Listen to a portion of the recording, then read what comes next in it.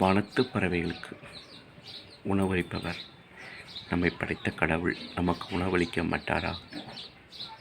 மனதைரியத்தோடு இருங்கள். அதிகாலை எழுந்தவுடன் இந்த பறவைகள் கூடுகளிலிருந்து வெளியே செல்லும் பொழுது